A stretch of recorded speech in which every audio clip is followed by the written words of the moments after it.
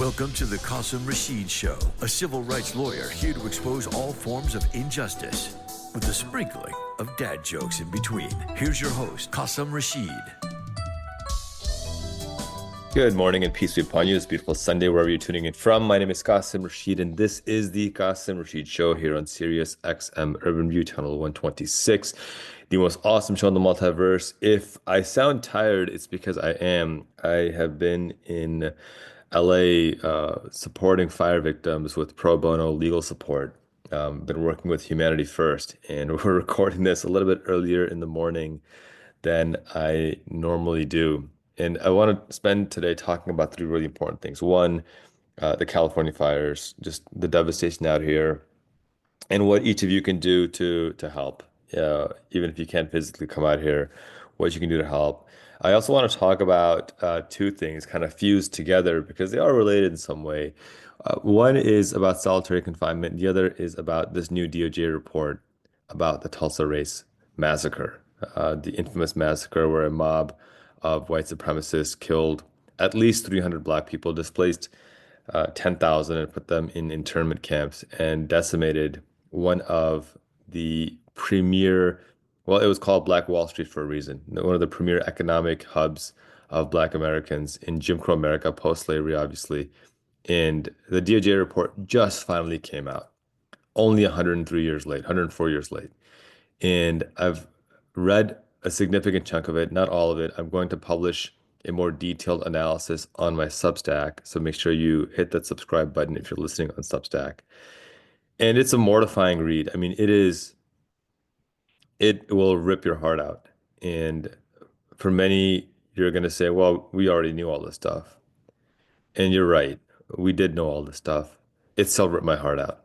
And I still recommend everyone read it. And if not, read my analysis because I'm going to do a deep dive into it. And it ties into contemporary policing and to the temporary carceral system so perfectly. You would think that we went from 1921 to 2021 without skipping a beat, that the 2 years, though they're a century apart, that they're actually only a year apart. And it's painful. That's what's painful to me, that we think we've made progress, and in some respects we have, but I think sometimes we forget just how similar things still are and how much more work there is to do. And then again, you can't be hopeless, as James Baldwin tells us. You can't tell the children there's no hope. And you can't stop being relentless in that need for change. And so I want to create awareness on that because it's only with awareness that we can bring about meaningful change. And one of the things that we need to change in today's system is this torturous system of solitary confinement. I have a piece coming out soon with an amazing thought leader, a woman who's a president of a nonprofit that works on ending solitary confinement. And I'll probably have her on the show eventually as well. But her and I are co-writing a piece that I think she wrote. We've written a pretty solid piece so far, and she took the lead on it. So I'm thankful to her for doing that. Her name is Jessica Sandoval, and we'll talk about that in a minute. And finally, I want to close out the show talking about Trump's inauguration. It's going to be terrible. And I say that not to sound hyperbolic. I say that not to sound like I've given up. On the contrary, I'm doubling down.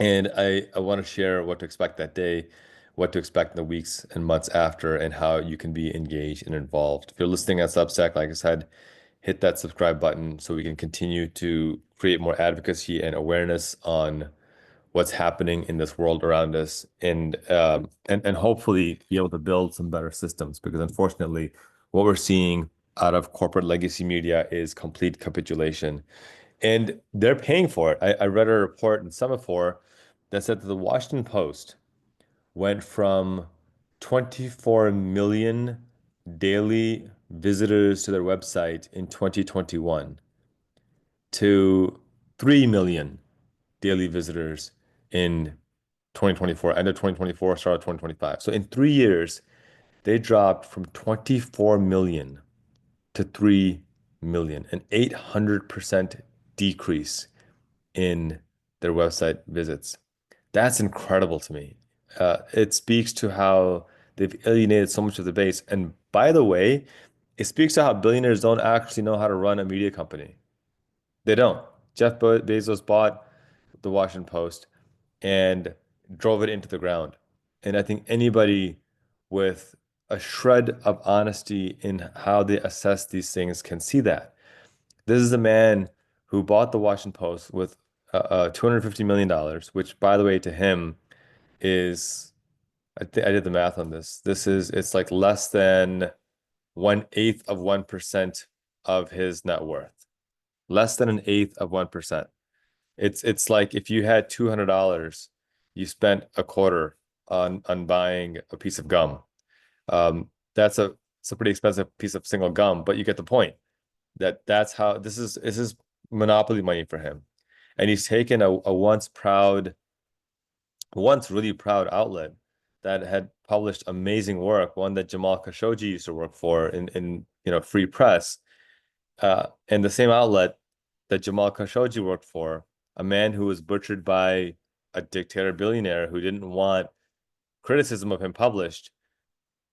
A billionaire has now bought that paper. And by the way, Jeff Bezos is blocking the publications of anything critical of Trump, anything critical of him. You may have seen that a Pulitzer Prize winning political cartoonist just quit the Washington Post. And the reason that she quit, her name, by the way, is Anne Talnase. The reason she quit, and she writes about this, she goes, as an editorial cartoonist, my job is to hold powerful people and institutions accountable. For the first time, my editor prevented me from doing that critical job. So I have decided to leave the Post. I doubt my decision will cause much of a stir and that it will be dismissed because I'm just a cartoonist. But I will not stop holding truth to power through my cartooning because, as they say, democracy dies in darkness. And this line about democracy dying in darkness is an eloquent jab at the Washington Post tagline because it's one that they're clearly failing to uphold. It sounds like it's no longer a tagline, but an aspirational goal of the Washington Post. And the cartoon she drew, if you haven't seen it, just check it out. It's got, the bottom half of Trump, you can't see his face, standing on top of this high pedestal.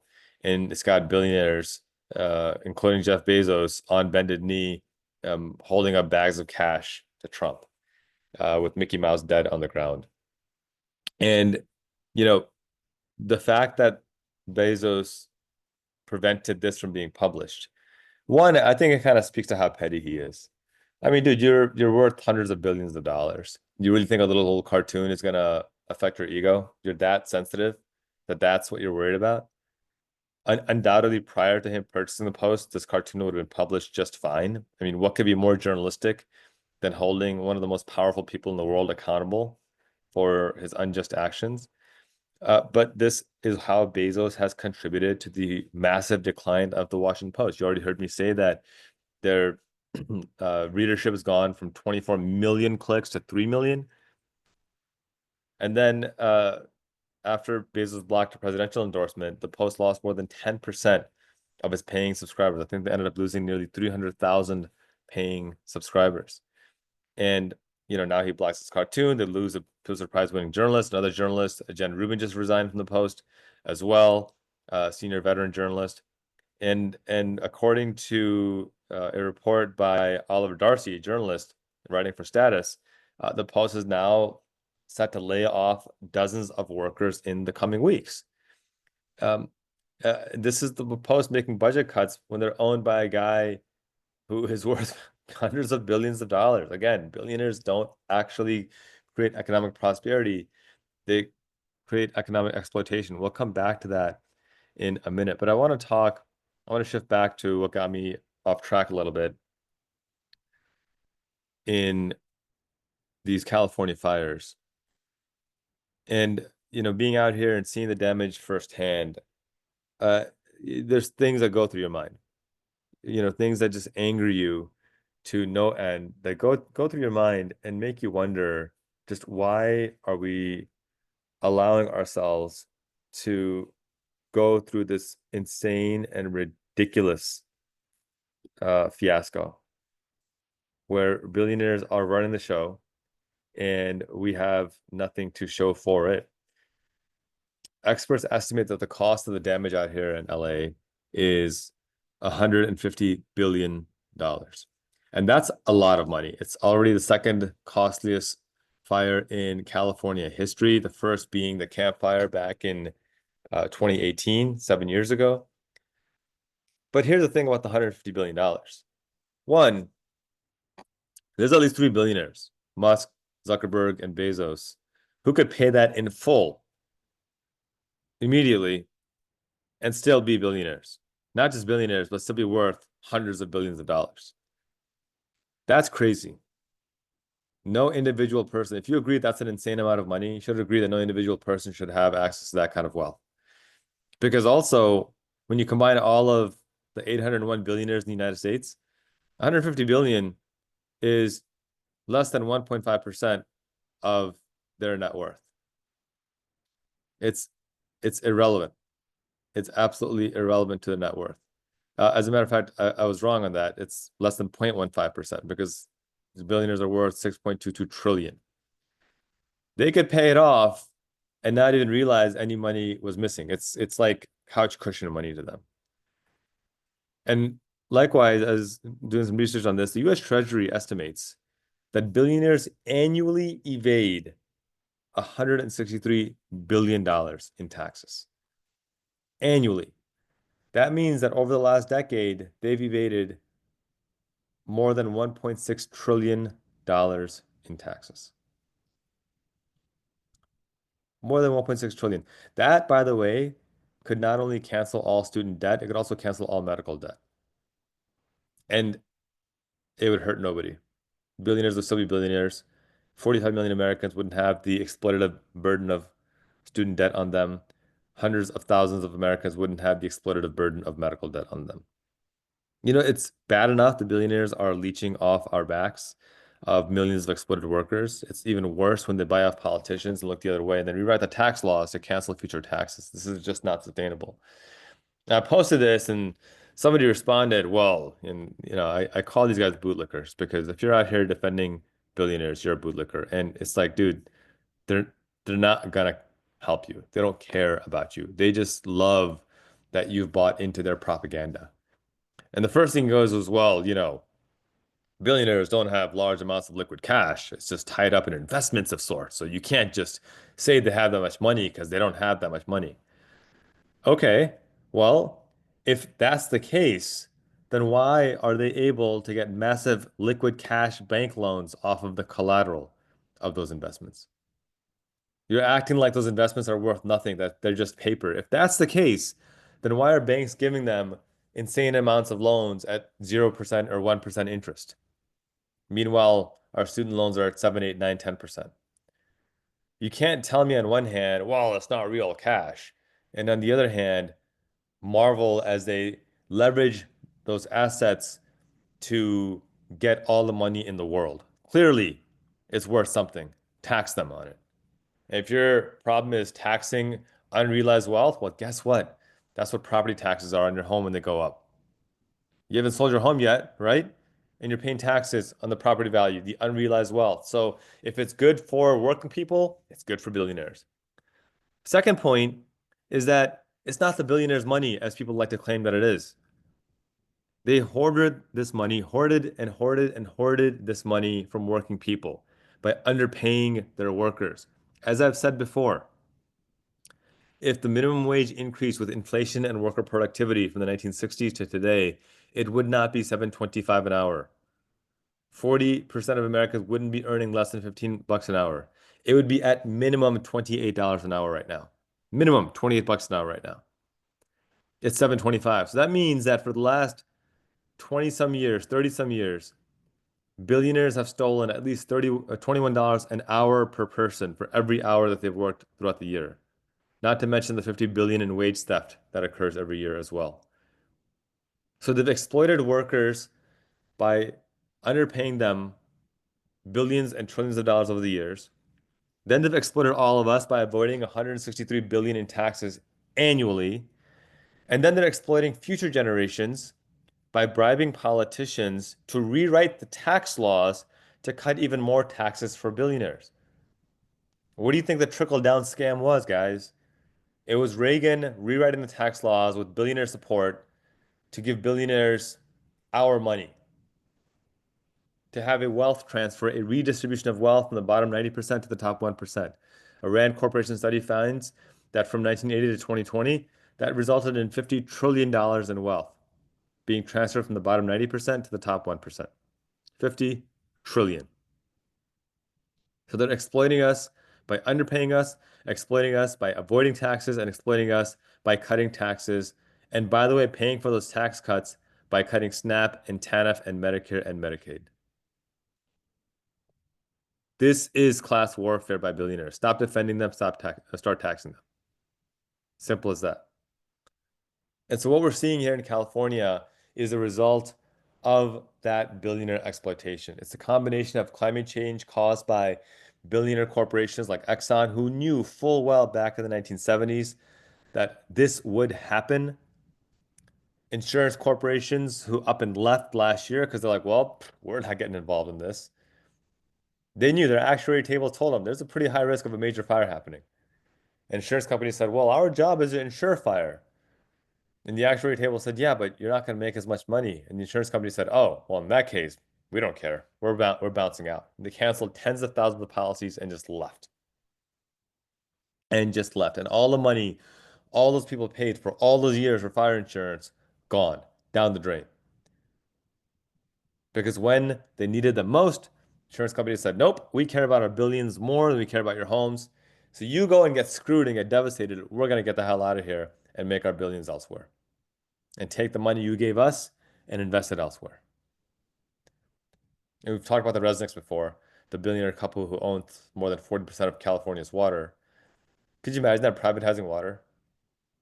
You've got 40 million Americans here who are being leached on by a billionaire couple who decided that water is not a human right and they're going to exploit it as much as possible.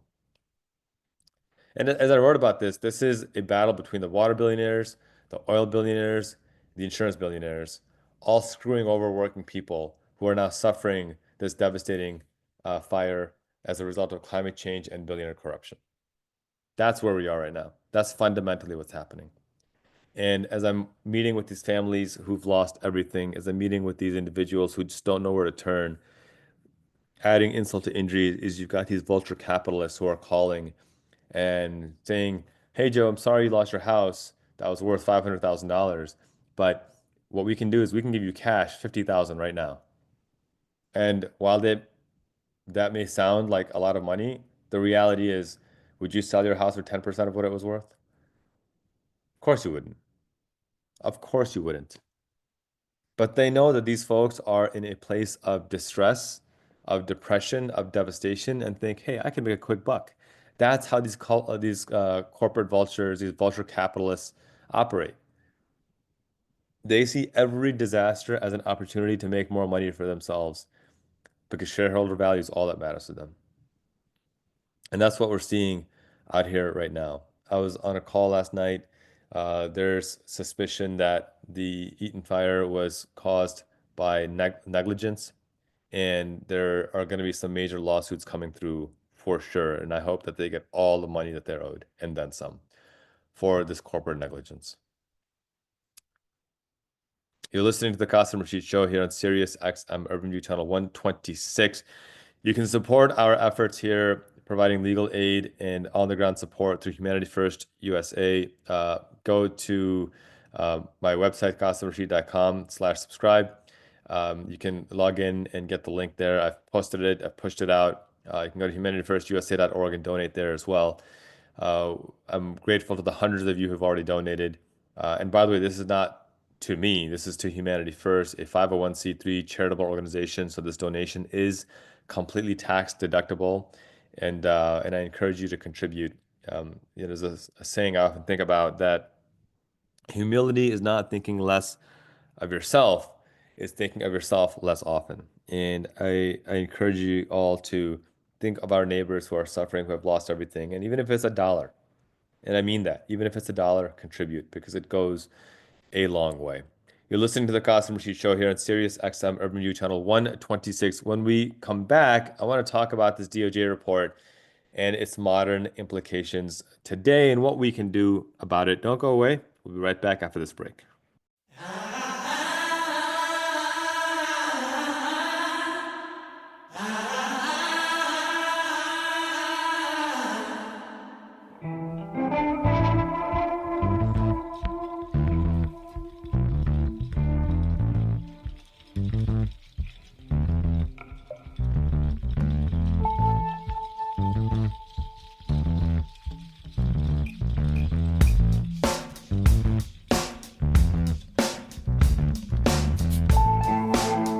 Welcome back. You're listening to the Qasim Rashid Show here on Sirius XM Urban View Channel 126, the most awesome show in the multiverse. As I mentioned, I'm recording this from California, where we've set up a legal booth with the local Pasadena NAACP. Shout out to them for giving us space to provide legal support. And by the way, this is pro bono legal support, which means that we're not charging anybody. We're providing support on insurance claims, on property management issues, on how to recover lost assets, yeah, and any other, fire-related legal issues. And some of these stories are really heartbreaking, but again, it's a reminder of why we need to step up and provide support here. MAGA Republicans are debating whether they should limit aid to California because budget cuts, which is the cruelest, crappiest argument I can imagine. I mean, Mike Johnson, Speaker Mike Johnson, my dude, you're from Louisiana. Like, you guys get hit by hurricanes constantly. I remember Louisiana after Hurricane Katrina because I went down there with Humanity First to Louisiana in Baton Rouge at the Lamar Dixon Expo Center to provide support to people who had their homes destroyed by Hurricane Katrina. I was there for a couple of weeks. I remember distinctly the devastation. I remember the complete failure of the Republican president, George Bush, that enabled the deaths of 1,800 people. And for Mike Johnson to be from Louisiana, certainly having witnessed that and seeing the complete failure of the federal government at that time, for him to now come around and say, yeah, you know what, as Speaker of the House, second line of the presidency, person who controls the House, Republicans control the House, the Senate, the White House, yeah, we're not going to do a damn thing. We're going to cut budgets to California. It's the height of cruelty to me, the height of absurdity to me. But that is what we are dealing with right now. So we need to keep the pressure. We need to keep the pressure on these guys to do what's right, to ensure they're providing support to California. Because look, at a certain point in time, there's going to be a natural disaster or a unnatural disaster caused by climate change to strike a red state.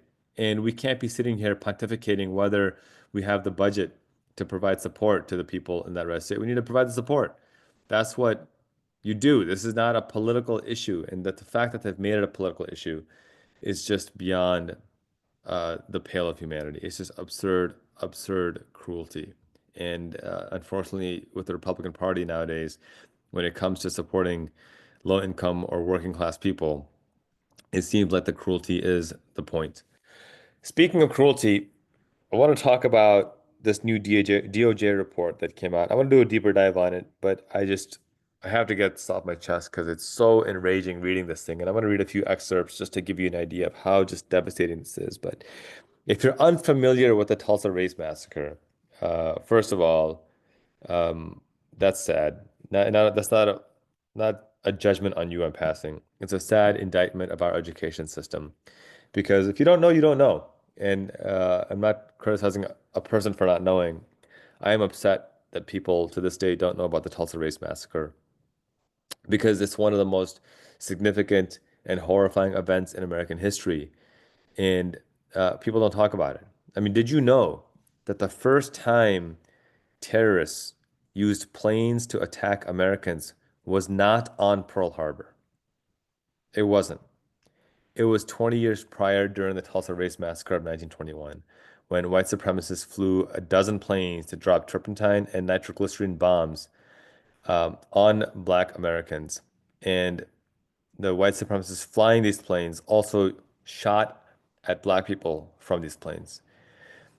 And I've written about the Tulsa Race Massacre before, but it merits an ongoing education and dialogue because of, in my view, at least three main reasons. One, we still have with us, and God give them a long life, two survivors of the Tulsa Race Massacre. That's incredible to think about, uh, because Leslie Benningfield Randall, who is now, I think, 111, and Viola Fletcher, who I think is 112, are the oldest living survivors of the Tulsa Race Massacre. It's just incredible to think about that these amazing women have thrived for over a century since that massacre took place. That's one reason. Second reason is to this day, they have not received any kind of reparations. None. And an Oklahoma State Supreme Court recently ruled that they will receive no reparations. And this proves to me once more that the whole conversation about why this country won't pay reparations is a farce. Because the whole argument, you've heard it before, it's like, well, nobody alive today was an enslaved person, and there's no people who were enslavers alive today. So who are you going to pay reparations to? Well, here you have, I mean, first of all, it's a terrible argument, and we can talk about why. But even going with that terrible argument, here you have two black women who survived a white supremacist attack on them because they were black, destroyed everything they owned, their entire humanity, killed their loved ones, destroyed their businesses, their homes, their streets, their movie theaters, their banks, decimated it all because they were black, done by white supremacists under the watch of the US government, of the state government. And a judge decides, nah, that's not good enough. You're not going to get reparations. And that's the third point of why we need to keep talking about this, because this lack of accountability for racial violence has been the norm for the entire of American history. It's no wonder that even today, every intelligence agency in the United States reports that white supremacy terrorism is the single greatest terror threat to American national security today. It's just a disgrace that in June of 2023, an Oklahoma judge dismissed with prejudice a lawsuit seeking accountability. So the quick overview, if you don't know about this horrific event in history, the Tulsa Race Massacre was an event where white supremacists killed 300 black people, destroyed 35 city blocks, black-owned city blocks. 35.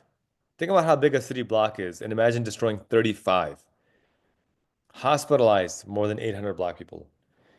Interned more than 8,000 black people in shelters, and displaced more than 10,000 black people. Yet, not one single white supremacist was ever brought to justice. Not one. No reparations were ever paid.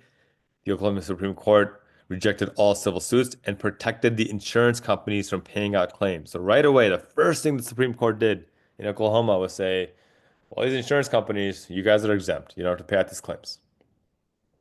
Sounds familiar, doesn't it? To what's happening here in the California wildfires. Insurance companies skipping town. Viola Fletcher, one of the last surviving members of the Fat Massacre, recently testified before Congress. She said, quote, I will never forget the violence of the white mob when we left our home. I still see black men being shot, black bodies lying in the street. I still smell smoke and see fire. I still see black businesses being burned. I still hear airplanes flying overhead. I hear the screams. I have lived through the massacre every day. Our country may forget this history, but I cannot. End quote. And we all know the famous quote by Malcolm X, who remarked, if you're not careful, the newspapers will have you hating the people who are being oppressed and loving the people who are doing the oppressing. So, what would you expect the newspapers published after this massacre? Local and national media did exactly what Malcolm X warned about. They immediately whitewashed the attack. And despite the fact that 300 black Americans were killed by these white supremacists, the Tulsa World, their headline, two whites dead in race riot. Two whites dead in race riot. Next headline, many more whites are shot. Some badly wounded and removed to hospitals. 3 die on the way. Wild, isn't it? Just completely erasing the mass destruction of black people and black livelihoods and black businesses and black communities. Two deads in race riot, two whites dead in race riot, many more whites are shot. The LA Times, which I think it was the Los Angeles Express at the time, their headline is even more wild. It's kind of an all lives matter equivalent of the 1920s. They just said, LA Express said, 175 killed, many wounded, city ablaze in race war. So never mind that by the best of calculations, three of those 175 were white, 172 were black. No, all lives matter, and 175 were killed. No mention that white supremacists started this race war. The San Diego Gazette did the same thing. The New York Times, it's always been the New York Times. Their headline was 85 whites and Negroes die in Tulsa riots as 3,000 armed men battle in streets. 30 blocks burned, military rule in city. Subheading, tiny subheading, angered whites surround Negro quarter and set it on fire. Angered whites, as if it wasn't their fault. They were angered. They were just ordinary, nice white folks sitting around, and they were angered by these black people. It was a black people's fault because they made the white people angry. Why did they make the white people angry? The New York Times want to know. And the headline, 85 whites and Negroes die in Tulsa riots. Never mind that it was two whites and the rest were black people. 85 whites and Negroes, because, all lives matter. This is what the headlines read at the time. The thing is, we can't fulfill our founding promise of equal justice without meaningful accountability for those who violate that equal justice. Acknowledgement has taken more than 100 years. Reparations are still, I don't know how many generations away for the victims and their families. Even an apology is apparently too much to ask. To date, the American government has delivered none of those. And so when this DOJ report came out and I'm reading through it, there was, I think, maybe some part of me that thought, maybe hoped against hope, that, well, maybe that they just didn't know. Maybe somehow people just didn't know at the time how bad things were. And you read the report and you realize not only did they know, but it was far more coordinated than anybody could have imagined. It's a full, thorough report, 126 pages, by the DOJ on this horrific two-day white supremacist siege on tens of thousands of Black Americans. And I'm reading this full report. And like I said, subscribe to my Substack for free, by the way. If you want to subscribe at a cup of coffee a month, I'd love you for it. But I don't have a paywall to my content. You can read for free as well. And you read the report, and some of the salient points, the very first one that kind of punches you in the face is that this was not some random uncontrolled mob. Rather, it was deliberate. It was what the DOJ calls a coordinated, and I'm quoting them, a coordinated military-style attack by white citizens. A coordinated military-style attack by white citizens. And this report documents these findings made during its review and evaluation of the Tulsa Race Massacre, undertaken pursuant to the Emmett Till Unresolved Civil Rights Crimes Act.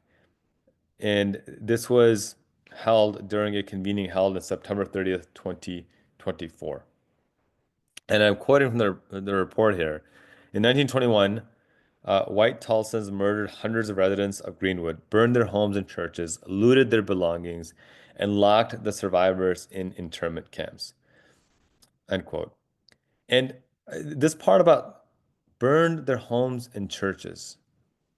These were Black Christians. And we've talked about this on the show before, that up to 30% of the enslaved from Africa who were forcibly trafficked here, up to 30% of them were Muslim.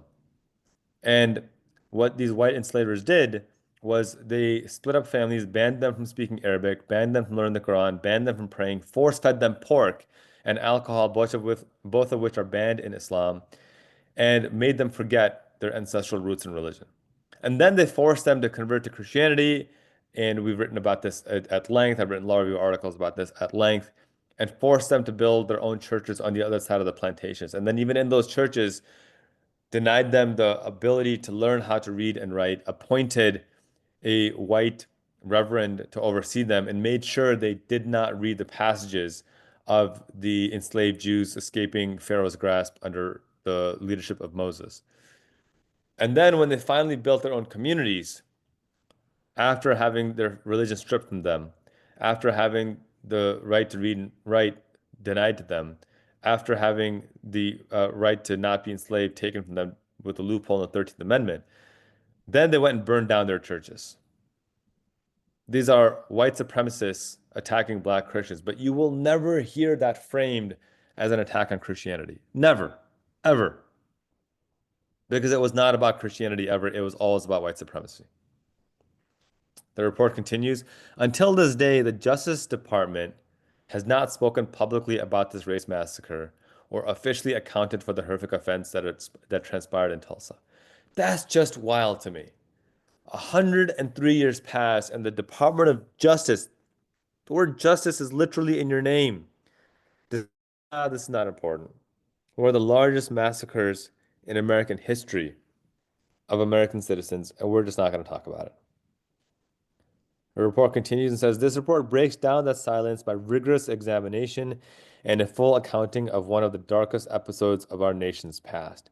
This report lays bare new information and shows that the massacre was not the result of uncontrolled mob violence, but of a coordinated military-style attack on Greenwood. Now, more than 100 years later, there is no living perpetrator for the Justice Department to prosecute. How about that? No living perpetrator to prosecute. Oh, well. The report continues, but the historical reckoning for the massacre continues. This report reflects our commitment to the pursuit of justice and truth, even in the face of insurmountable obstacles. We issued this report with recognition of the courageous survivors who continue to share their testimonies, acknowledgement of those who tragically lost their lives, and appreciation for other impacted individuals and advocates who collectively push for us to never forget this tragic chapter in American history. And I think this is the part where I get really upset because, one, this is not new information that they've uncovered. This is all well-documented information that they just refused to even address for well over a century. And this is not just the only one, right? There have been dozens of anti-Black massacres, including as recently as the 1985 move bombing in Philadelphia, the Charleston massacre with Dylan Roof, the massacre of the black-owned, black-run, black-owned, black-frequented grocery store in Buffalo.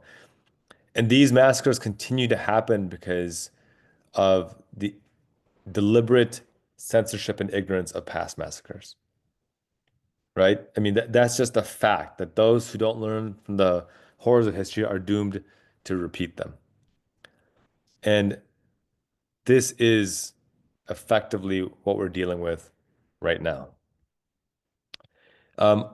Subscribe to my Substack. I'll be posting a much more detailed analysis of this. I don't expect you to read the 126-page report, although I encourage you to. When I say I don't expect you to, I don't mean that to sound dismissive of your priorities. It's just a long report. But I do encourage you to read, even if you can read just a couple of pages a day. You can find it at the Department of Justice website. Just Google Department of Justice Tulsa report, and you'll see it. It is well written, and I do have to give kudos to Assistant Attorney General Clark, brilliant lawyer, Black woman, scholar, academic, and obviously cares about this stuff in detail. And she led the creation of this report. It took a Black woman 103 years later, by the way, because Black women weren't given access to these roles before, but it took a Black woman to do this, and that's the power of representation.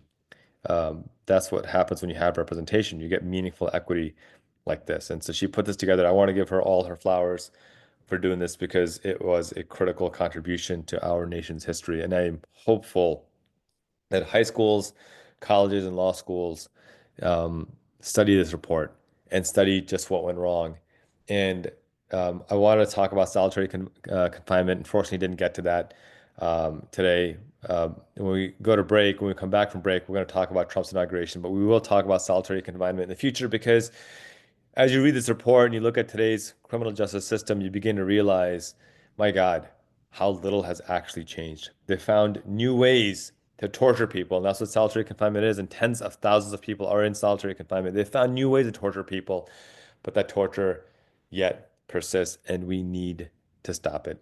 When we come back from break, we'll spend the final few minutes of the show talking about Trump's inauguration, what to expect, and how we can fight back. If you're listening on Substack, make sure you hit that subscribe button so we can continue to create this advocacy and content for you. You're listening to the Qasim Rashid Show here on Sirius XM Urban View Channel 126, the most awesome show in the multiverse. We'll be right back after this break.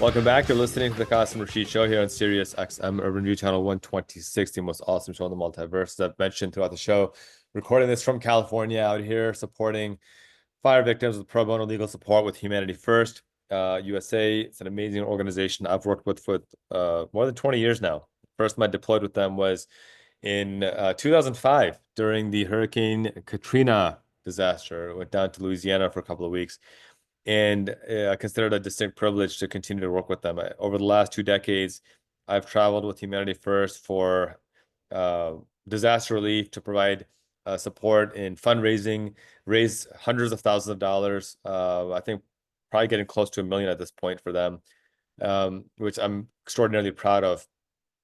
Been to Guatemala, to Mali, to Turkey, to the Lahaina, kind of all over the world. And it's been a privilege and an honor. And now I'm here in California and Pasadena to provide pro bono legal support, working with Humanity First and the local Pasadena chapter of the NAACP. I shout out to them for graciously opening their offices and giving us space to meet with clients. As we close out the show, I want to prep you guys for Inauguration Day, for Trump's inauguration. I know some folks are boycotting it, some folks are watching it. Do what you feel is right for you. I'm not gonna pretend one is better or worse than the other. You got to maintain your peace. You got to maintain your mental health, and so do what's right for you. What I want to talk about is what to expect on that day, because it's going to be bad. It's going to get worse, and we need to be ready. We need to be activated and organized. And how you activate and organize, we'll talk about that in a moment. But Trump is planning 100 executive orders starting on day one. And these are going to focus on the border. It's going to focus on deportations and other right-wing fascist pipe dreams. This is going to be what they're calling a shock and awe campaign on border security deportations. And as I've said before, we've never had a just immigration policy. It's always been a white supremacist policy. Everything from the transatlantic slave trade to the anti-Asian bans to a ban on basically all non-white immigration until the 1964-65 Civil Rights Acts were passed, and there was some normalization in immigration. What's happening now is the population of the United States is rapidly changing. For the first time in centuries, it will be non-white majority again. And I say again because for the vast majority of North America's history, it's been a non-white majority. And remember, we got to a white majority through mass undocumented immigration. And this is just a commentary on history. And now we're at a point where since 2009, more non-white babies are born in the United States every year than are white babies. And that number is slowly increasing. Now I think it's like 55% to 45%. And I think by 2045 or so, or 2040, they expect that the USA will be a minority majority country, meaning that non-white people will outnumber white people. And that scares white supremacists. And the question is, why are they so afraid of being a minority? Are minorities treated badly in this country or something? Like, did I miss the memo? I thought everyone has equal rights. So what are they worried about of being the minority? It's funny seeing the shoe on the other foot, isn't it? And so Trump's been clear that he's kind of going to be this great white savior for white supremacists. Trump's top advisor, Steve Miller, who himself is Jewish and his own family has condemned him for his anti-immigrant rhetoric, pointing out that if these policies were in place when his family immigrated, they probably would have been killed in the Holocaust. But of course, self-awareness is not the MAGA strong suit. And they are talking about not just shutting down immigration, they're looking for an excuse to shut down the border based on a disease, like they did under Title 42 during COVID. And let me explain that. They don't actually have a health reason to shut down the border. They are literally looking for a disease to use as an excuse to shut down the border. And what's wild about this is that undocumented people and immigrants in general have much lower disease rates and much higher vaccination rates than do US citizens. So if you have an immigrant, whether they're undocumented or documented, in your neighborhood, statistically speaking, your neighborhood is healthier and safer. But despite that, they're trying to find a disease, literally trying to find a disease they can use as an excuse to shut down border crossings, period, through military-style National Guard efforts. Remember, this is the same party that shut down the effort to have a bipartisan immigration bill because Trump didn't want it to affect his chances to win the presidency. And going beyond that, they're planning on mass deportations and mass roundups. And I don't know how this is going to work, but it's not going to be fun or pretty. What I want you guys to be focused on is recognize that you have rights, recognize that you have protections. Um, you know, if they show up at your door, unless they have a warrant, don't open it. If you get arrested, until you have a lawyer, don't speak. That's all you should be saying, that I want to speak to my lawyer. Even if you're not a US citizen, you are afforded due process rights. The Supreme Court has ruled on this repeatedly, and so far they haven't overruled it, but God knows what's going to happen there. But even if you are detained or arrested for any reason, do not speak until you have a lawyer. You have access to an attorney, whether you are a US citizen or not, whether you are documented or undocumented. If you are here, then you have rights, you have due process. Do not speak to authorities without a lawyer present. That I cannot emphasize that enough. I'm going to say it again.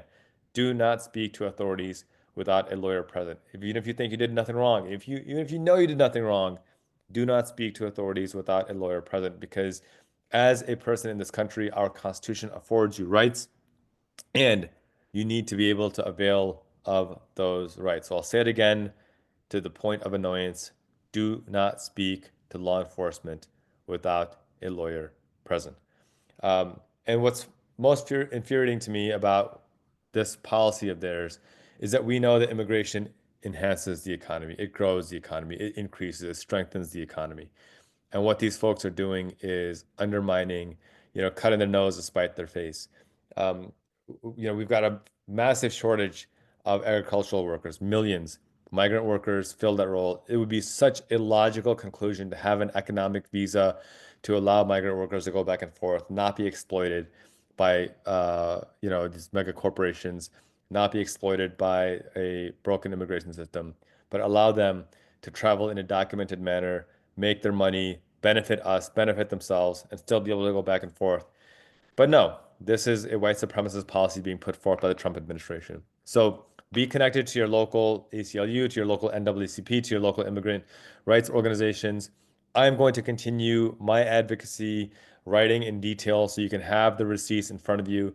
Like I said, if you're listening on Substack, make sure you hit that subscribe button and invest in these organizations. Invest in me. If you trust in me, invest in me, because that's how we're going to create more meaningful dialogue. I've lost basically all faith in corporate media because they continue to capitulate to Trump. Invest in independent media like ProPublica is an excellent organization. They have published amazing, amazing insights in the space. As I said, I will continue to do so as well. The executive orders will also probably revolve around a new Muslim ban. There's no doubt about that. There'll probably be another ban on trans athletes. They just tried to pass one through the House, which will probably be signed into law by Trump. There will no doubt be abortion bans and an acceleration of restrictions on contraceptives and abortion pills. It's going to get bad, folks. And this is why I want you to be active and organized on the local level at the ability that you feel you have the capacity to do. If you can be involved volunteering, volunteer. If you can donate money, donate money. If you can donate time, donate time. If you can just advocate and be relentless in your advocacy, just do not be silent. Whatever you do, just do not be silent, because that is what allows fascism to thrive and spread.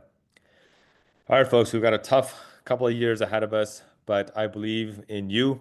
I believe in your resilience, and I believe in your commitment to human rights and human dignity. Don't lose that. I lean heavily on the wisdom of James Baldwin when he says that we can't be hopeless. We can't tell the children that there is no hope. And I would encourage you to remove that from your mindset. Don't give up hope. Stay engaged. Stay involved. Thank you all for tuning in. Be sure to follow us on social media at Qasim Rashid across all platforms. For listening on Substack, make sure you hit that subscribe button. You have my promise over these next 4 years to continue to advance a show that builds on compassion, justice, and accountability for those in power. We are fighting fascism with every fiber of our being, certainly with peace, lest somebody take my comments out of context, but with sincerity. We've got a great show lined up next week. Be sure to tune in, same time, same place at 10 a.m. Eastern on Sunday on Sirius XM Urban Channel 126.